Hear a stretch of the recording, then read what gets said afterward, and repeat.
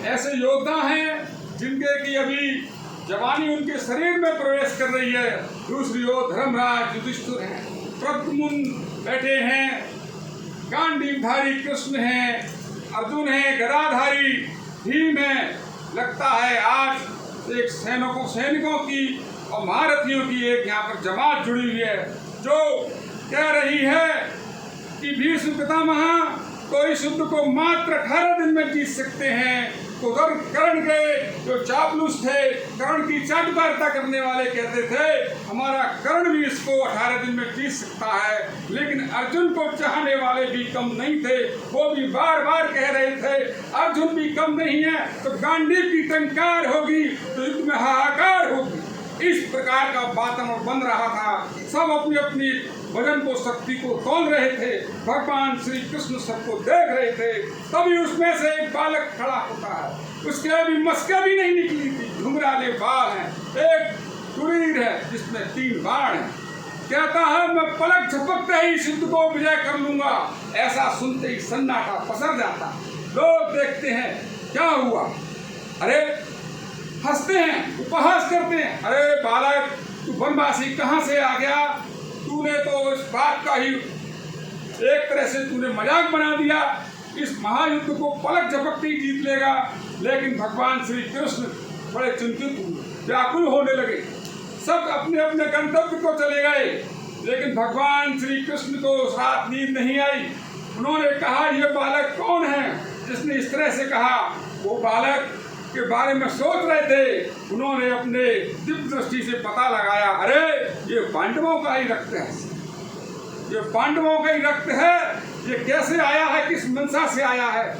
वामन का रूप धर के, विप्र का रूप, ब्राह्मण का रूप धर के भगवान श्री कृष्ण उस बालक के पास जाते हैं, कहते हे बालक तुम बहुत श्रेष्ठ हो, तुम्हारी अभिलाषा श्रेष्ठ है, तुम्हारा लक्ष्य श्रेष्ठ है, लेकिन मैं बड़ा आश्चर्यचकित हूँ कि तुम इस युद्ध को पल भर में जीतने की बात कर रहे थे। मैंने सुना है कोई कह रहा था आज दिन में तुमने कहा है। तो हे विप्रवर, मैं तो यहाँ युद्ध देखने आया और मेरी माँ ने मुझको यहाँ भेजा है और इस युद्ध को मैं देखकर साक्षी बनूंगा। केवल युद्ध देखने ही आए हो और इस युद्ध में कुछ नहीं करोगे। नहीं, मेरी माँ ने यह भी कहा है जो हारेगा उसका साथ देना है। तो मैं पहले तो पांडवों के साथ रहूंगा, फिर मैं कौरवों के साथ रहूंगा, जो जो हारता जाएगा मैं उसका साथ देता जाऊंगा। भगवान श्री कृष्ण समझ गए इस युद्ध को ये बालक इसका सर्वनाश कर देगा, धरती पर प्राणी नहीं बचेगा, क्योंकि जो हारता जाएगा उसका साथ देता जाएगा, अंत में कोई बचेगा नहीं। उन्होंने कहा तुम वास्तव में बहुत बड़े वीर दिखाई देते हो, लेकिन तुम ये तो बताओ कि तुम इस विजय कैसे प्राप्त करोगे। तुम्हारे पास तो केवल 3 बाण हैं। हे विप्रवर, ये जो 3 बाण है ना, ये भगवान शंकर के द्वारा दिए हैं। ये कोई मामूली बाण नहीं है। इन 3 बाणों से ही मैं विजय प्राप्त करूंगा। पहले बाण से लक्ष्य का संधान करूंगा, दूसरे बाण से मैं लक्ष्य भेदूंगा और तीसरे बाण से लक्ष्य भेद कर वो दोनों बाणों को लेकर मेरे कुटीर में वापस आ जाए। अच्छा, ऐसा हो सकता है? बिल्कुल ऐसा ही होगा। तो क्या तुम मुझे दिखा सकते हो?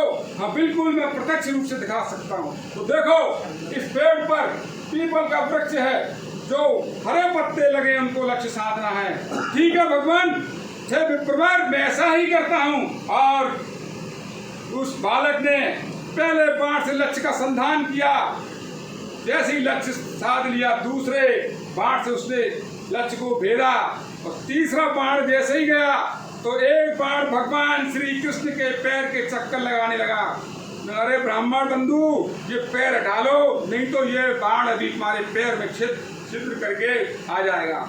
और जैसे भगवान ने बाण उस पैर हटाया है, भगवान प्रभ रह गए, श्री कृष्ण भौचक्के रह गए। ये अब क्या होगा, इस बालक पर कोई विजय प्राप्त नहीं कर सकता, जो भगवान शंकर के दिए बाण थे। उसने कहा मैं तुम्हारी वीरता को देखकर बहुत प्रसन्न हूँ। मैं चाहता हूँ कि तुम इस महाभारत के युद्ध में तुम्हारा योगदान हो। आदेश कीजिए। इस युद्ध के प्रारंभ होने से महाभारत युद्ध से किसी महावीर की बलि दी जानी है। नरश्रेष्ठ की, पराक्रमी योद्धा के द्वारा इसमें बलि दी जानी। और मैं चाहता हूं कि तुम्हारा सिर इसके लिए समर्पित किया जाए। जैसे ही ये बात कही, इसके दिमाग में एकदम बिजली कौंध गई। बर्बरीक ने देखा कि कौन हो सकता है। ने कहा, हे प्रभु, आपने ब्राह्मण का रूप क्यों धारण किया? आप तो मुझसे वैसे ही कह देते, मैं अपने आप को समर्पित कर देता। मैं तो वैसे अपने राजा भीम का पुत्र हूँ, घटोत्कच मेरे पिता हैं और मैं बर्बरीक हूँ। मैं तो इस युद्ध के लिए बलिदान होने के लिए आया था। मेरी माँ ने मुझे यहाँ भेजा था, लेकिन आपने मुझसे कहा नहीं। भगवान श्री कृष्ण ने प्रसन्न होकर कहा, हे बर्बरीक, मैं आज वरदान देता हूँ, मुझसे मांग लो। नहीं, मैं कोई कुछ नहीं मांगता, तुम्हारी कोई इच्छा है बता दो। मेरी इच्छा यह है प्रभु कि मैं इस युद्ध को देख सकूं। तो खाटू की पहाड़ी पर उसका सिर रखा गया। और सुनो बर्बरीक, आज मैं वरदान देता हूं कि तुमको संसार के अंदर कलयुग में मेरे नाम श्याम से जाना जाए।